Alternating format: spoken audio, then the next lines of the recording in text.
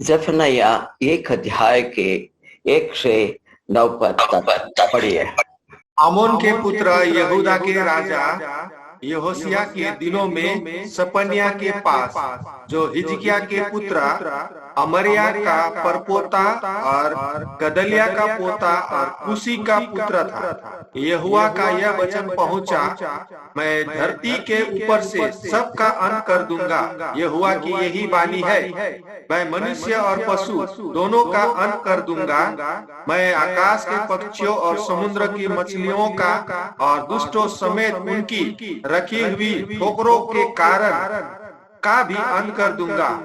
मैं मनुष्य जाति को भी धरती पर से नाश कर डालूंगा। यहोवा की यही वाणी है, मैं यहूदा पर और यरूशलेम के सब रहने वालों पर हाथ उठाऊंगा और इस स्थान में बाल के बचे हुओं को और याजकों समेत देवताओं के पुजारियों के नाम को नाश कर दूंगा। जो लोग अपने अपने घर की छत पर आकाश के गण को दंडवत करते हैं और जो लोग दंडवत करते हुए यहोवा की सेवा करने की शपथ खाते और अपने मोलेक की भी शपथ खाते हैं, और जो यहोवा के पीछे चलने से लौट गए हैं और जिन्होंने ना तो यहोवा को ढूंढा और ना उसकी खोज में लगे, उनको भी मैं सत्यानाश कर डालूंगा। परमेश्वर यहोवा के सामने शांत रहो, क्योंकि यहोवा का दिन निकट है। यहोवा ने यज्ञ सिद्ध किया है और अपने पाहुनों को पवित्र किया है, और यहोवा के यज्ञ के दिन मैं हाकिमों और राजकुमारों को और जितने परदेश के वस्त्र पहना करते हैं उनको भी दंड, हाकिमों और राजकुमारों को भी दंड दूंगा। उस दिन मैं उन सबों को दंड दूंगा जो देवड़ी को नांगते और अपने स्वामी के घर को उपद्रव और छल से भर देते हैं। धन्यवाद। अब हम इस पढ़ाई को आगे बढ़ाते हुए जाएंगे। उसके लिए मैं पहला शेयर स्क्रीन में जाऊंगा, थोड़ा समय दीजिए। हमने पिछली बार जब पढ़ाई को शुरू किए थे उस पर इन विषयों के बारे में हम देखे थे। न्याय किसके ऊपर होगा और किस प्रकार की न्याय होगी और उसका कारण क्या है और उनमें से क्या उम्मीद रखा गया था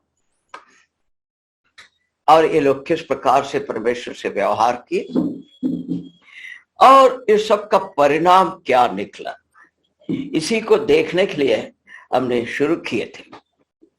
और पहले ही हम इस बात को देख चुके हैं कि परमेश्वर के लोग और उनके घराने के ऊपर सबसे पहला न्याय शुरू होगा। हमने इस न्याय के विषय में पढ़ाई करने के समय पर 3 बातें देखें।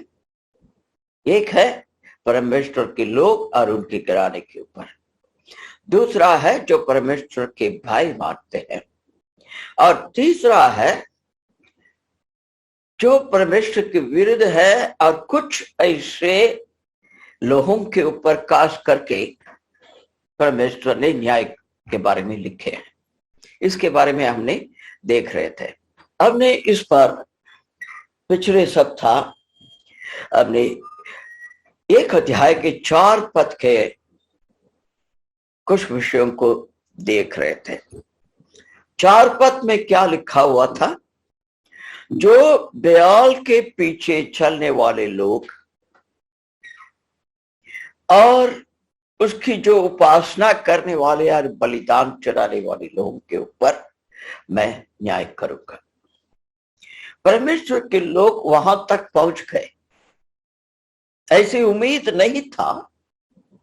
जो परमेश्वर की महिमा को अपने जीवन में अनुभव किए हैं, उनके चमत्कार को हर मोड़ पर ये लोग देखा है, फिर भी इस प्रकार से उनके जीवन में परिवर्तन होगा करके उम्मीद नहीं था। मगर ये लोग परमेश्वर का आज्ञा को उल्लंघन करते हुए अपनी मर्जी से इस प्रकार से चलने लगे, और इसके बारे में हमने बहुत कुछ वचनों से देखे थे। अब जाएंगे 1 अध्याय के 5 पद को। इसके भी हम शुरू किए थे, इसको दोबारा हम पढ़ेंगे।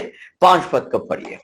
जो लोग अपने अपने घर की छत पर आकाश के गण को दंडवत करते हैं और जो लोग दंडवत करते हुए यहोवा की सेवा करने की शपथ खाते हैं और अपने मोलेक की भी शपथ खाते हैं।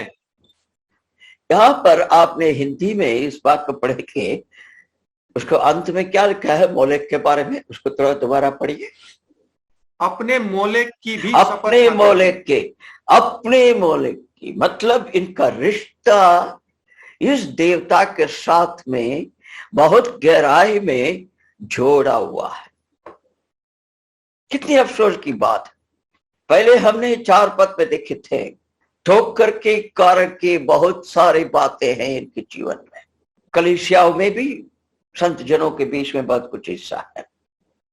और ये 5 पद में हमने इसके बात पे देखते हैं, ये लोग छत के ऊपर होते हुए आकाश में दिखने वाले सारे सृष्टियों के सामने दंडवत करते थे और बिल्कुल साष्टांग भूमि में गिर के उपासना करते थे। कितनी भयानक बात है। वचन में इस बात को उनको बार बार कहा गया कि आप ऐसे काम मत करो। ये लोग सृष्टिकर्ता को छोड़कर सृष्टि के पीछे लग गए। इसलिए परमेश्वर क्या कहते हैं कि मैं इन्हें इस पृथ्वी में जीने का हक से निकाल दूंगा। I will cut off. इसका मतलब यह है कि मेरे पृथ्वी के अंदर या उसके ऊपर उसमें जीने का इनका हक नहीं दूंगा। यह अंतिम न्याय में इस प्रकार से होने वाला है। हम प्रत्येक व्यक्ति विश्वासी हो या अविश्वासी हो इस बात को ध्यान में रखना चाहिए, हम मिट्टी से बनाए हुए एक सृष्टि है और इस पर परमेश्वर ने अपने श्वास को दे करके हमें जीवित रखा है और इस पृथ्वी के ऊपर हमें जीने का जो भी आवश्यकता है वो सारी चीजों की उपलब्ध करके हमारे हाथ में मुफ्त में दिया है। अगर हम पाप के कारण से किस प्रकार की परिस्थिति में पहुंच चुके हैं इसे हम वचन से जानते हैं, मगर ये सब जानने के बावजूद फिर सृष्टिकर्ता को छोड़कर सृष्टि के पीछे लग जाना, इसे क्या कहें। और कहते हैं परमेश्वर इसी पथ में,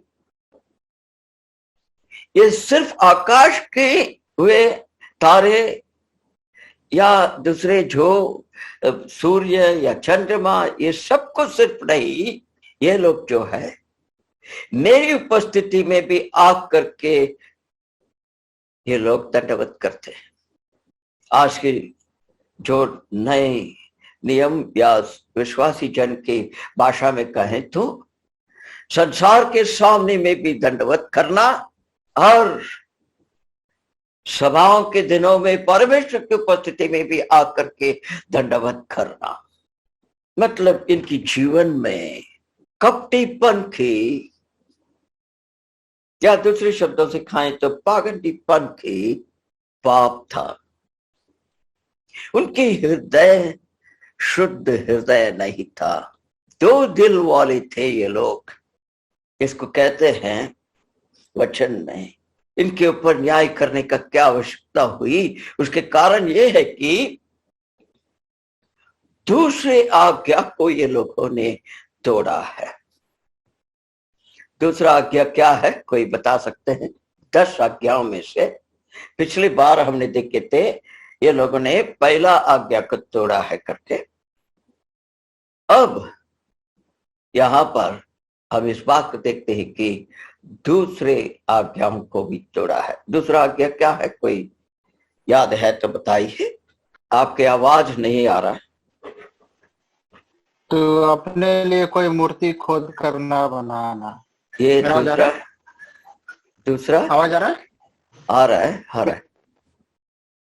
हाँ, दूसरा आज्ञा ये है तो अपने लिए कोई मूर्ति खोद कर ना बनाना, न किसी की प्रतिमा को दंडवत करना जो आकाश दंडवत आकाश हाँ बस ओके। सृष्टियों के सामने दंडवत करना मना था, मगर इन लोगों ने क्या किया? जो मना किया गया है उसी को किया। अब इसमें से हम एक बात सीखना, ये सारी बातें पवित्र आत्मा ने हमारे लिए लिख कर छोड़ा, और नया नियम में भी हमें बहुत कुछ आज्ञा दिया गया है। भले हम इज़राइल का नहीं हो, मगर हम उनसे भी बढ़कर आशीषित किए हुए लोग हैं। प्रभु यीशु ख्रिस्त का शरीर का अंग है, अर्थात कलीसिया की एक अंग है। हमारी जिम्मेदारियां और उत्तरदायित्व और भी अधिक है, मगर ये लोग उस प्रकार से जो उनकी दी हुई आज्ञा को पालन नहीं किए, और ये लोग क्या किए? अपनी मर्जी से, दो दिल से, एक तरफ से परमेश्वर, एक तरफ से यह सृष्टि, तारे और सारे तारामंडल को पूजा करने शुरू कर दिए। पहले से ही बाल देवता को शुरू पूजा करते हैं और उसको बलिदान चढ़ाने के लिए याजकों को भी रख दिए। अब यहाँ पर इस प्रकार से है, और उतना ही नहीं, यहाँ पर लिखते हैं कि प्रभु के नाम पर शपथ भी खाते हैं। उन दिनों में इज़राइल में एक प्रणाली था, कोई भी मुख्य विषय के लिए शपथ लेना तो 7 ऐसे कार्य के द्वारा उस शपथ को पक्का करते थे, और दूसरा उसी शपथ को 7 बार कहते थे, उसके द्वारा उसे पक्का करते थे।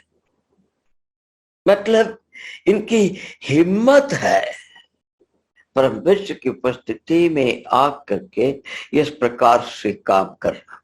हमने वचन से पढ़ेंगे, यहोशू का किताब 23 अध्याय के 7 पद को थोड़ा पढ़ेंगे, जिसको हमने पहले भी पढ़े थे, फिर भी पढ़ेंगे। यहोशू का किताब 23 अध्याय के 7 पद।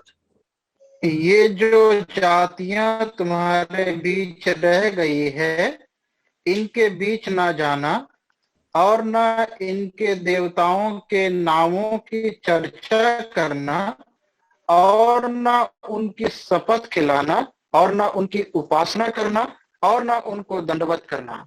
हाँ, ये उनको सफा कहा गया, मगर ये लोगों ने उसको पूरा नहीं किया। और ये 5 पद में हमने ये भी पढ़ते हैं कि इन लोगों ने क्या करते थे, सिर्फ प्रभु के नाम पर नहीं, और ये लोगों ने ये मालखम करके एक देवता के नाम पर शपथ भी लेते थे। हमने कुछ बातें उस दिन पिछले हफ्ता बताए थे। ये मालकम नाम का अर्थ यही है कि ये उनका राजा है, उनकी सलाहकार है करके वचन में लिखा है।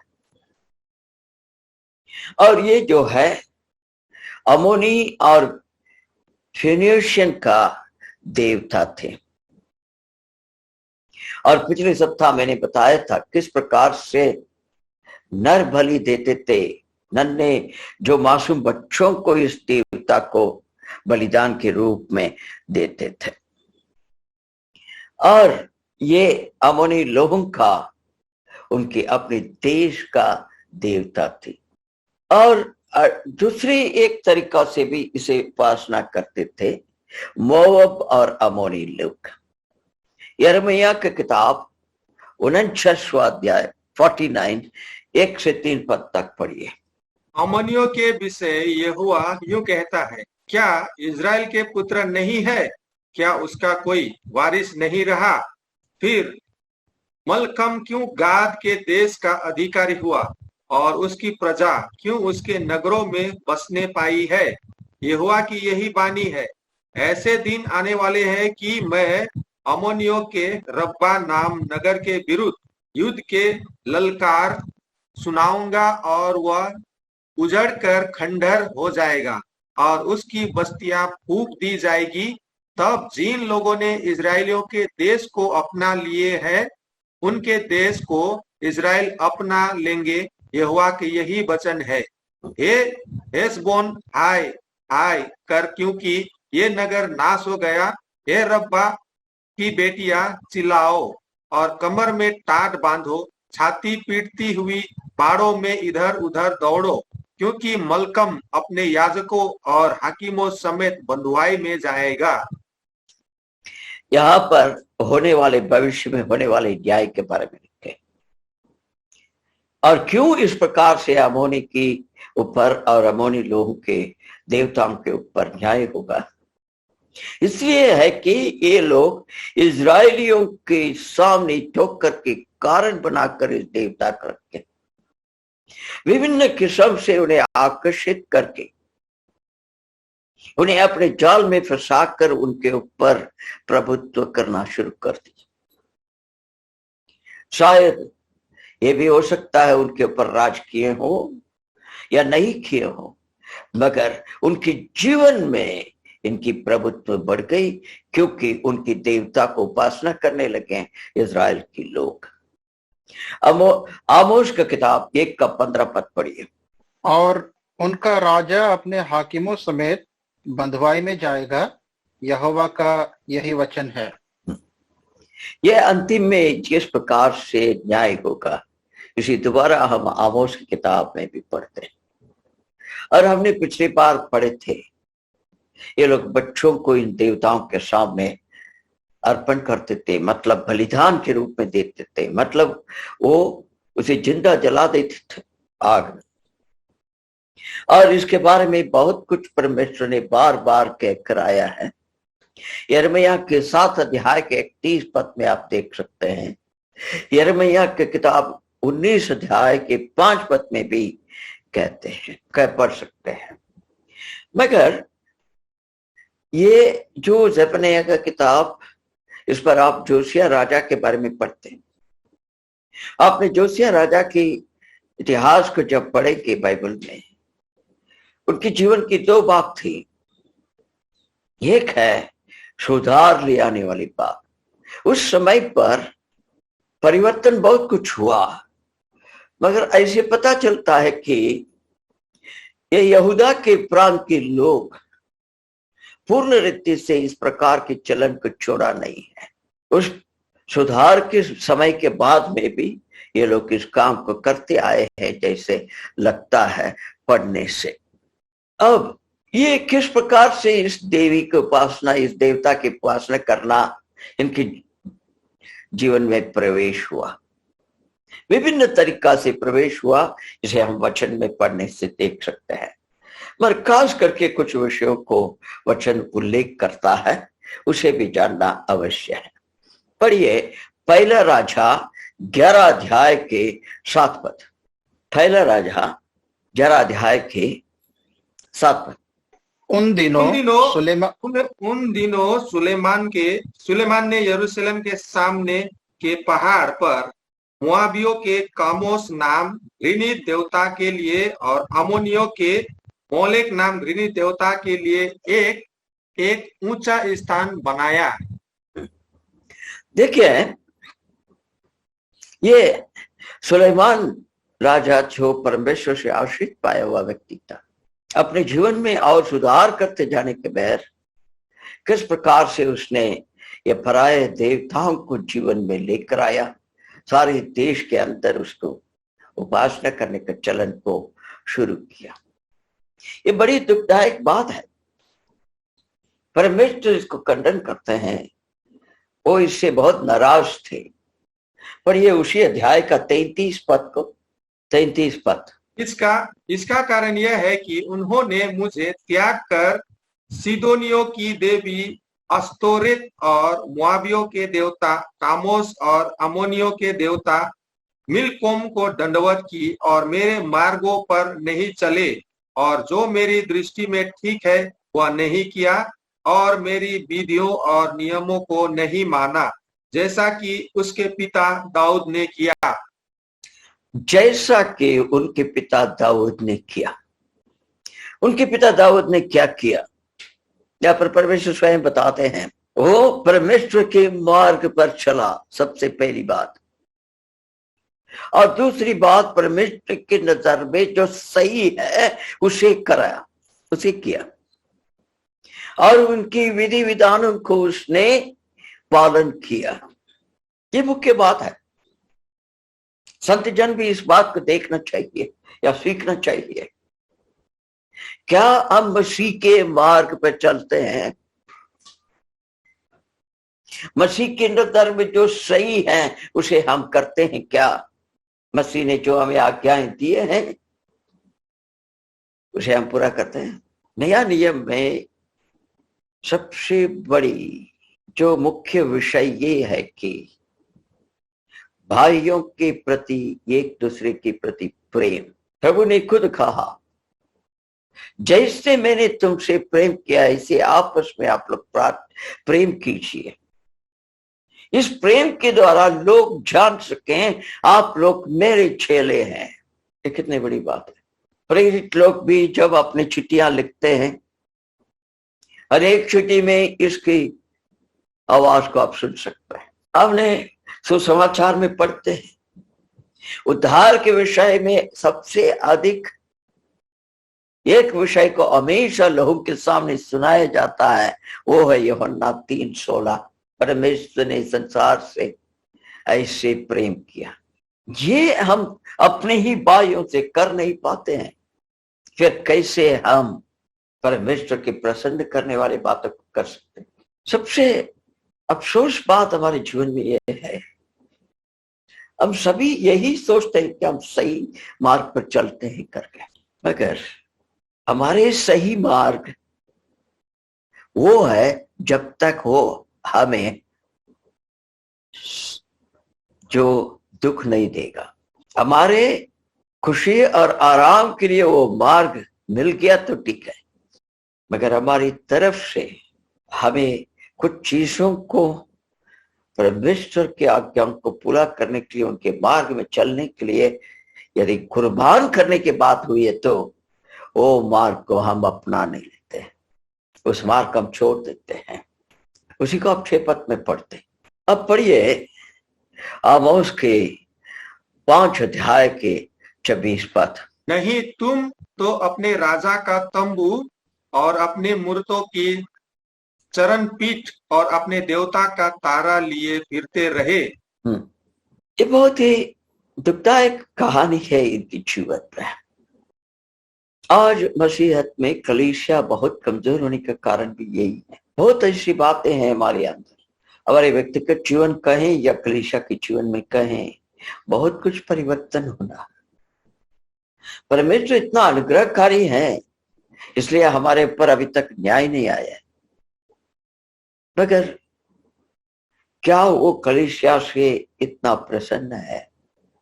जब प्रकाश की किताब से उस 7 कलीसियाओं के विषय में संदेश जो दिया गया है उसे लेकर के लोग जब वचन को सिखाते हैं, उस समय पर क्या हमारे मन में ऐसे असर होता है, ये मेरे अपने जीवन के बारे में है, मेरे अपने स्थानीय कलीसिया के विषय में है, क्या इसे एक ऐसे ही एक प्रवचन को सुनना है, सुन के आ गए, इस प्रकार से होता है? विचार करके देखिए। अब हम ये शपथ लेना जो है एक किस्म का एक धर्म की प्रणाली हो गई, और इसके द्वारा परमेश्वर को उस विषय में एक न्याय के रूप में खड़ा करते हैं। इसीलिए परमेश्वर ने उनको ये बातें कहा कि किसी मूर्ति के नाम में शपथ मत लेना। हमने जोशुआ की किताब में इस बात को पढ़े थे, और एज़ेकियल भी इस बात के बारे में कहते हैं किस प्रकार से ये लोग मूर्तियों के पीछे और तारे और तारा मंडल में हुए सारे चीजों के सामने सिर झुकाते हुए उनको उपासना की। एज़ेकियल के 23 अध्याय के 37 पद को पढ़िए। तू भविष्यवक्ता से यूं पूछ कि यहोवा ने तुझे क्या उत्तर दिया, और 39 भी पढ़िए उसके साथ। इस कारण देखो मैं तुमको बिल्कुल भूल जाऊंगा और तुमको और इन नगर को जिसे मैंने तुम्हारे पुरखाओं को और तुमको भी दिया है। यहाँ पर परमेश्वर कहते हैं कि किस प्रकार से उनके ऊपर न्याय करेंगे। क्योंकि उस 37 पद में इस बात को उल्लेख करते हैं कि इन्होंने कैसे मूर्तियों के सामने अपने बच्चों को मार डालते थे और परमेश्वर की उपस्थिति में भी उसी दिन आकर के उनकी पवित्र स्थान को भ्रष्ट करते थे। ये हम विचार करना, हम जब भी परमेश्वर की उपस्थिति में आते हैं, इतवार का उदाहरण के लिए ले ले, क्या हम कलीसिया में संघ आने का समय पर मसीह को लेकर आते हैं या अपने सारे विचार धारणा अपनी आवश्यकताओं को लेकर आते हैं? एक ऐसी समय है, उत्तम समय है, मसीह को अपने हृदय में ले आकर के जो अनंतता में उस समय की शुरुआत के पहले परमेश्वर ने अपनी योजना में ये बातें बनाया है कि हमारी आत्मा मसीह के द्वारा बच जाए। वे इज़राइल को प्राप्त नहीं हुआ है, ऐसी आशीष हमें मिल गया है उनके पहले। उनकी पूर्ण रीति से अभी तक उद्धार नहीं हुआ है। जितने लोग विश्वास किए उतने ही उद्धार पाए, मगर उस देश को अभी तक परमेश्वर ने उद्धार पूर्ण रीति से नहीं किया। मगर हम जो अंधकार में डूबे हुए लोगों को इतने बड़े दया दिखा करके मसीह के द्वारा आशीषित बनाया है, उस मसीह के स्मरण को हम सचमुच लेकर आते हैं।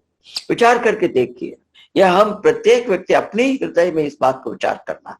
अब कह सकते हैं जरूर हम मसीह को स्मरण करते करते, हमारे स्मरण में कितने बात को हमने बार बार दोहराया है। परमेश्वर ने बोला कि ऐसे मत करो, अलग अलग शब्दों से उसी बातों को बार बार कहते हैं, क्योंकि कोई नई विचार हमारे अंदर मसीह के बारे में नहीं है। क्यों नहीं है? क्या वचन के ज्ञान नहीं है? वो बात नहीं है। मसीह में हमने सप्ताह के दौरान पर आनंद नहीं उठाए, उनके साथ में हमारी संगति में एक खुशी और एक अनोखा किस्म का आनंद नहीं हुई है। इसलिए स्मरण करने की बात कुछ नहीं है। इसलिए हम जो पुराने विचार अपने अपनी बातों को ले आते हैं, वो अद्भुत समय जो परमेश्वर ने हमें दिया है, संग होकर के संत जन के रूप में, एक याजकों के रूप में हम लोग इकट्ठा होकर के मसीह को स्मरण करना, उनकी महिमा के बारे में उनके सामने बताना, उस अनोखा मौका के पूर्ण रीति से हम फायदा नहीं उठा नहीं पाते। ये एक मुख्य बातें हैं जिस पर हम थोड़ा सा ध्यान देना चाहिए। अब हम ये 6 अध्याय में जाएंगे, 6 पद में जाएंगे, एक अध्याय के 6 पद, उसको पढ़िए। और जो यहोवा के पीछे चलने से लौट गए हैं और जिन्होंने ना तो यहोवा को ढूंढा और ना उसकी खोज में लगे, उनको भी मैं सत्यानाश कर डालूंगा। ये लोग ऐसे लोग हैं जो यहोवा के पीछे चलने से क्या कर दिए? लौट गए करके लिखा है। लौट गए, लौट गए। और दूसरा बात, यहोवा को खोज ही नहीं किया। और तीसरी बात, उनसे सलाह नहीं लिया। इन विषयों पर थोड़ा सा ध्यान देंगे। सबसे पहली बात, ये लोग यहोवा के पीछे चलने से लौट गए करके आपका बाइबल में भाषांतर किया गया है। अंग्रेजी में भी लिखा है कि टर्न्ड बैक। इस शब्दों के बारे में कुछ समय के बाद में हम विचार करेंगे, पर उसके पहले देखेंगे ऐसे क्यों हुआ। ये ऐसे होने का कारण ये है कि प्रभु के ऊपर पूर्ण भरोसा नहीं था। और प्रभु हमारे साथ है, वो अपनी भविष्यवक्ताओं के द्वारा, याजकों के द्वारा, अपने जन के द्वारा, हमें अपने वचनों के द्वारा मार्गदर्शन करते हैं करके पूर्ण विश्वास नहीं था। उनकी बातों पर पूर्ण भरोसा नहीं था और उनके ऊपर पूर्ण विश्वास नहीं था। ये सोचने वाली बात है। अब इन शब्द में आएंगे टर्न्ड बैक, लौट गए। ये लौट गए करके लगता है तो इसको पढ़ने से हमें लगता है कि वो मुड़ के चले गए करके। ये वो नहीं है। इन लोगों ने मुड़े जरूर, जिस मार्ग में चलना था उससे मुड़कर दूसरी दिशा में चलना शुरू हो गया। Change direction. मगर कहेंगे कि भैया मुड़ के वापस जाना भी तो चेंज डायरेक्शन नहीं, वापस मिस्र में तो नहीं जा सकते हैं, मगर दूसरा दिशा में चले गए। दूसरी दिशा क्या है? यही हमने जो 4 और 5 पद में पढ़ते आए, 4 में पढ़ते आए, ये भी दूसरा दिशा। परमेश्वर के मार्ग पर चलना इनको जो भरोसामंद नहीं लगा। कितने हम अपने जीवन में निर्णय लेते हैं परमेश्वर के बातों को छोड़कर अपनी स्वयं की युक्ति से या अपनी ही बुद्धि से। ये हम सभी का कमजोर है, क्योंकि हमने पूर्ण रीति से विश्वास नहीं कर सके परमेश्वर जीवित है, हमारे अंदर है, हमारे साथ है और हमारे बातों को सुनते हैं, हमारे साथ हमारे कष्ट को सहनते हैं, हमारी सहायता करते हैं। हम उनसे हर बातों को बता सकते हैं। इस बातों को हम पूर्ण रीति से विश्वास नहीं करते, क्योंकि अब हमारे जो पुराने जो पिता पुरखों के तरीका से आए हैं, इसलिए भी हो सकता है या कोई भी कारण हो सकता। हमारे दिमाग में अभी भी परमेश्वर मतलब वो दूसरे कहीं दूर में है, वो हमारे साथ है, हमारे संग चलते हैं, हमारे हर शब्दों को हर बातों को सुनते हैं और जानते हैं। इस बात पर हमें पूर्ण विश्वास नहीं है। अब निकालिए 1 शमूएल 15 अध्याय की जरा पद पढ़िए। मैं अंग्रेजी में पढ़ता हूं। It repented me that I have set up Saul to be king, for he is turned back from following me and hath not performed my commandments. And it grieved Samuel, and he cried unto the Lord all night. परमेश्वर Saul राजा के बारे में कहते हैं। हिंदी में पा लिया तो पढ़िए। मैं साउल को राजा बना के पछताता हूँ, क्योंकि उसने मेरे पीछे चलना छोड़ दिया और मेरी आज्ञाओं का पालन नहीं किया। तब शमूएल का क्रोध भड़का और वह रात भर यहोवा की दुहाई देता रहा। अब बात यह है कि अंग्रेजी में जो लिखा है, इट ग्रीव्ड सैमुएल। सैमुएल को इस बात को सुनने से बहुत दुख हुआ, क्योंकि सैमुएल ने ही उसको अभिषेक किया राजा के रूप में, और सैमुएल ने उसको उत्साह दे करके बहुत कुछ उनको समझाया। मगर वही जो साउल राजा ने सैमुएल का आज्ञा को उल्लंघन किया, और परमेश्वर कहते हैं कि मैं इससे बहुत नाराज हूं। इसलिए पूरी रात परमेश्वर के सामने सैमुएल रोते रहा। यहाँ पर एक बात मैं आपसे कहना चाहता हूं, कलीसिया में कितने ऐसे संत जन हैं दीवी शिक्षा के विरुद्ध चलते हैं, अपनी नई शिक्षाओं को बना लेते हैं, अपने विचारों को बढ़ाते हैं, या परमेश्वर के आज्ञा को उल्लंघन करके अपने जीवन को बिताते हैं। उनके प्रति अब दुखित होकर के परमेश्वर के सामने रोए हैं। साउल सैमुएल की क्या है, क्या रिश्ता है? कुछ नहीं है। वो अलग व्यक्ति है, ये अलग है, मगर फिर भी उसके प्रति उसके मन में एक प्रेम था, जिस कारण से परमेश्वर के उन शब्दों को सुनने से उसके मन में बहुत दुख हो गया। सारी रात रोते हुए रहे। कलीसिया पराजित हो रहा, आत्मा ही नहीं बचता है, संत जनों के घराने के अपने ही लोग विश्वास में नहीं है। हमने क्या किया उसके बारे में? क्या हमारे हृदय को छुआ है ये परिस्थिति? कितनी अद्भुत संदेश को प्रेरितों के काहत में दिए हैं, और वो लोगों ने विश्वास योग्यता से अपने जीवन को बिताकर आज इतने 1000 सालों के बाद में हमारे हाथ तक पहुंचा कर रखे। ये जरूर बात है कि पवित्र आत्मा ने इस काम को किया है। मेरा प्रीतों को चिट्ठी को पढ़ने के समय पर बार बार हम पढ़ते हैं इस बात को। हम आपके लिए चिंता करना छोड़ा नहीं है, दिन रात प्रार्थना करते हैं, बोझ है। अब पढ़िए यशायाह नबी का 1 अध्याय के 4 पद। मैं अंग्रेजी में पढ़ता हूं, तब तक आप लोग खोज लीजिए। हाँ, sinful nation, a people laden with iniquity, a seed of evildoers, children that are corrupters. They have forsaken the Lord. They have provoked the Holy One of Israel unto anger. They are gone away backward. पढ़िए। हाय हाय यह यह जाति जाति पढ़िए brother. हाय यह जाति पाप से कैसी भरी है, यह समाज अधर्म से कैसा लदा हुआ है। इस वंश के लोग कैसे कुकर्मी है, ये लड़के वाले कैसे बिगड़े हुए हैं।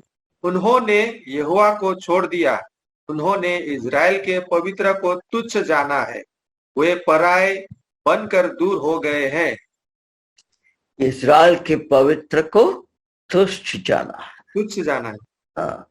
होशिया की किताब 4 अध्याय के 15 और 16 पद को पढ़िए। हे इज़राइल, यद्यपि तू छिनाला करता है तो भी यहूदा दोषी ना बने। गिलगाल को ना जाओ और ना बेतावेन को चढ़ जाओ, और यहोवा के जीवन की सौगंध कहकर शपथ ना खाओ, क्योंकि इज़राइल ने हठीली कलोर की नहीं हट किया है। क्या अब यहोवा उन्हें भेड़ के बच्चे की नहीं लंबे चौड़े मैदान में चराएगा। इससे हम क्या जानते हैं कि परमेश्वर कहते हैं इज़राइल फलदायक एक देश बन करके रहना नहीं चाहते। अब जब 2 अध्याय में जाते हैं तो वहां पर परमेश्वर एक मुख्य बात बताते हैं। इसके बाद में हम उसी को देखने वाले। इनकी अविश्वास के कारण से, ये लोग परमेश्वर के वचनों पर भरोसा नहीं करने के कारण से, परमेश्वर के पीछे चलने से मुड़ गए, अपनी मार्ग को बना लिए। और यहाँ पर लिखा है कि ये लोग फलदायक नहीं होना चाहते थे। फलदायक होना तो कष्ट को उठाना पड़ेगा, परमेश्वर की सुधार को अपनाना पड़ेगा, बहुत दुख उठाए पड़ेगा, तब तो फलदायक हो सकते हैं। पर ये लोग उसके लिए तैयार नहीं होते। अब पढ़िए हिब्रू का 10 अध्याय के 38 और 39, 38 और 39। और मेरा धर्मी जन विश्वास से जीवित रहेगा, और यदि वह पीछे हट जाए तो मेरा मन उससे प्रसन्न न होगा। पर हम हटने वाले नहीं कि नाश हो जाए, पर विश्वास करने वाले हैं कि प्राणों को बचाए। कहते हैं कि अब पीछे नहीं हटेंगे। ठीक है, मसीह जीवन में लहर के संग चलना आसान होगा, मगर लहर के विरुद्ध में तैरना जो है बहुत कष्ट है। संसार की लहर, उसके विरुद्ध में हमें लड़ाई करना वो बहुत कष्ट है। मसीह जीवन की गवाही को कायम रखना। और यहाँ पर परमेश्वर इस बात को कहते हैं, इसी के साथ साथ ये लोग मुझे खोजा नहीं है और मुझसे सलाह नहीं किया है। इसका मतलब क्या है? खोजा नहीं है मतलब परमेश्वर को ढूंढने का बात नहीं है। बात यह है कि परमेश्वर की ओर से इस समस्या के लिए क्या उत्तर है, उनके वचन में क्या लिखा है इसके बारे में। मतलब उनके वचन के ऊपर ध्यान देना, ये भी मसीह लोगों की एक कमजोरी है। वचन को किस लिए पढ़ते हैं? अपनी स्वयं की जीवन में सलाह पाने के लिए, दूसरे कोई काम के लिए नहीं।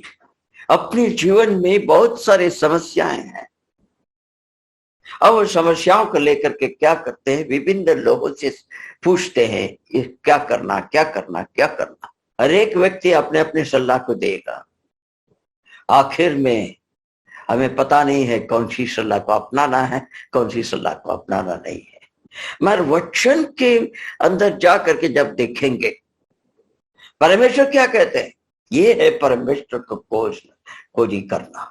परमेश्वर जाकर के कहीं छुपे नहीं हैं, उन्हें खोजना पड़ता है।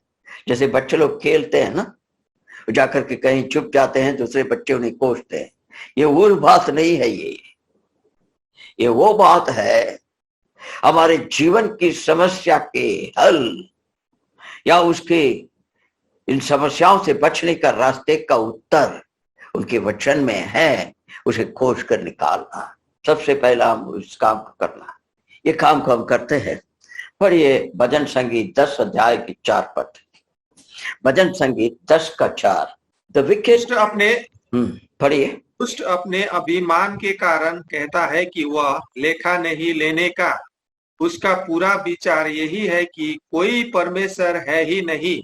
अंग्रेजी में लिखा है द विकेट, जो दुष्ट लोग हैं, through the pride of his countenance, अपने घमंड या गर्व के कारण से, will not seek after God, परमेश्वर की खोज ही नहीं करेगा।